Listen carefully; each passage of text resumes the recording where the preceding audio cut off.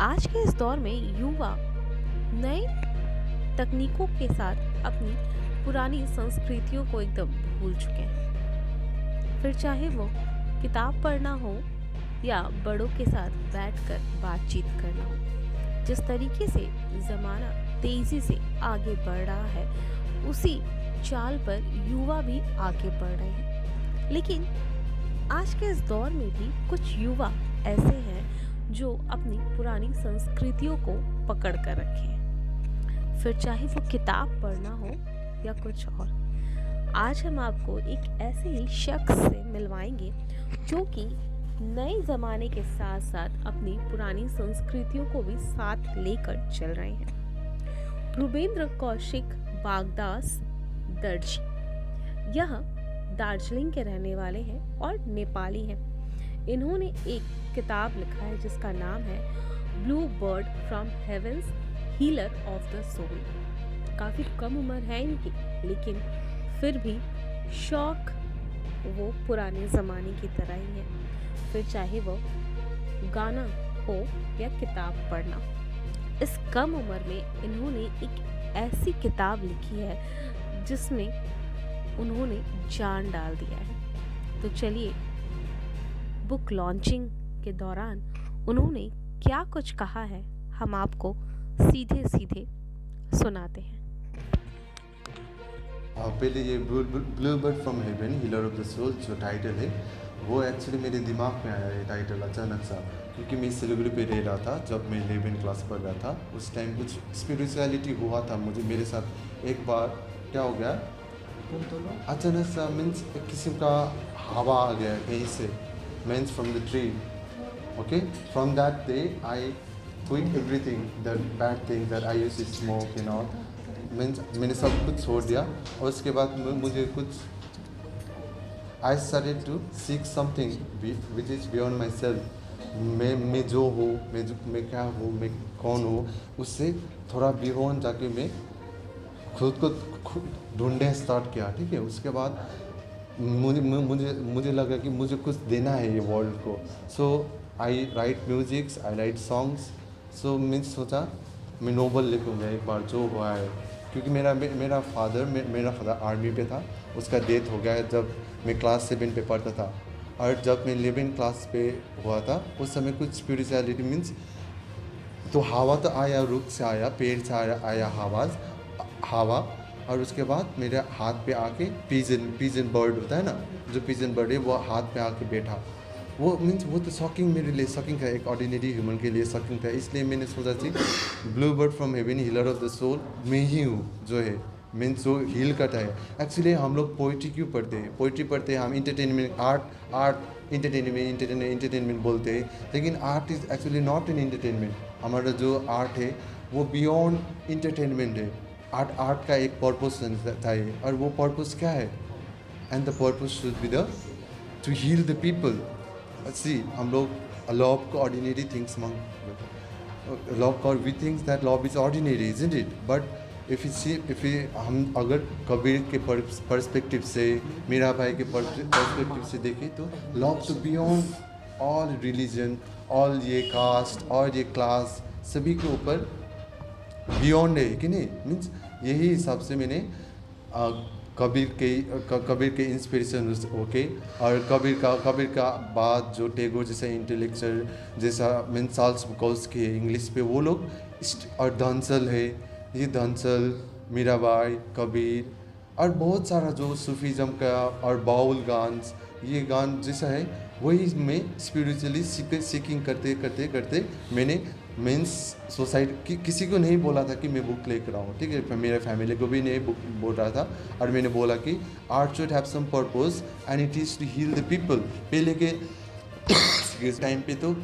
के टाइम में तो अगर संस्कृत पे एजुकेशन होता था, और उस टाइम में तो क्या होता था, there was no division between art, science and commerce. And for me God is like a generator, operator and destroyer, और लव इज़ द गॉड। और जनरेटर है जो है ब्रह्मांड में क्रिएशन होता है, और ये क्रिएशन जो मेरा बुक है ये भी एक क्रिएशन है, और ये मेरी क्रिएटिविटी एक ऐसे आर्टिस्ट ने किया है। और मैंने ये लव पे डाइव जो है ओशन है, जो लव का एक ओशन है, वहाँ पर डाइव करके मैंने लिखा है ये कविता। ऐसा है कि आर्ट है वो इंटरटेन में ही शामिल है। अभी का art means in my personal opinion मुझे लगता है कि जो अभी का आर्ट है वो इंटरटेनमेंट के ऊपर ही बेस है, लेकिन art should have some purpose. उसका मकसद हैसियत कुछ होना चाहिए, और उसका हैसियत ये है कि उसको हील करना, जो रीडर्स होता है उसके हील कराना पड़ेगा, उसको मोटिवेट कराना पड़ेगा। There are so many mental health that is happening in our country, in our world, and I feel like मैंने ये shamanism जो shamanisms वगैरह होता है ना, means there is a writer called गोथे, okay, उसने कहा है कि पोइट सीयर्स होता है, जो देखता है, जो ऑर्डिनरी ऊपर को मीन्स लोगों को देखते हैं, वो उसको बियॉन्ड वो देखते हैं। और ये जो मेरा पोइट मीन्स ये blue bird from healer of the blue bird from heaven, healer of the soul, ये हेवन का हेवन जो है, हेवन जो क्रिश्चियन कंसेप्ट है ना, हेवन हेल ये यहीं पर है। और ये पोएट जो स्ट्रगल फेस में जाके, जैसा गवर्नमेंट जॉब होना चाहिए, ये होना चाहिए, ये जो पोर्शन है, ये सफरिंग का पोर्शन, वो मार के आके लिखा है ये बुक। और blue bird from heaven, healer of the soul, जो सफरिंग है वो मैंने suffer, I have endured it, I have means, and love is that, जो बिगर्स वगैरह होता है वो भी एक, वो they are the inspiration for me, because they are living their life, and we have to see through this happening through art. Art should have some purpose, and purpose is to heal. यही कारण मैंने ये किताब लिखा। मैंने ये मेरा personally पहली किताब है, लेकिन मैंने जो एंथोलॉजीज वगैरह जो means with lots of poets वो लिखता है, मैंने वो लिखा है, वो मैंने राइट ऑर्डर से लिखा है। उस पर एक अनटचेबल लव है, वो the square the brute trunk place publisher ने पब्लिश किया है। उस पर मैंने अनटचेबल लव, जो अनटचेबल तो याद है, उसके ऊपर लिखा है। मैं आशावादी नहीं हूँ, मैं एक टारगेट ऑडियंस को दिखता हूँ जो हील होना चाहिए। Means means see we don't need medication if I have written that every word uttered with love is a pure prayer. हम लोग मंदिर पे जाके पूजा करते, पालन करते, लेकिन हम एक करके के साथ बात कैसे करते? So I have written every word uttered with pure love is a prayer. हमको प्रे ही नहीं करना चाहिए, लेकिन हमको बात लव, वो लव जो है, जो हमको कबीर ने सिखाया था, जो हमको मीराबाई ने सिखाया था, वैसा वाला लव हमको वो अब आर्ट पे लेना चाहिए। मैं होपफुल हूँ रीडर्स को पसंद आएगा।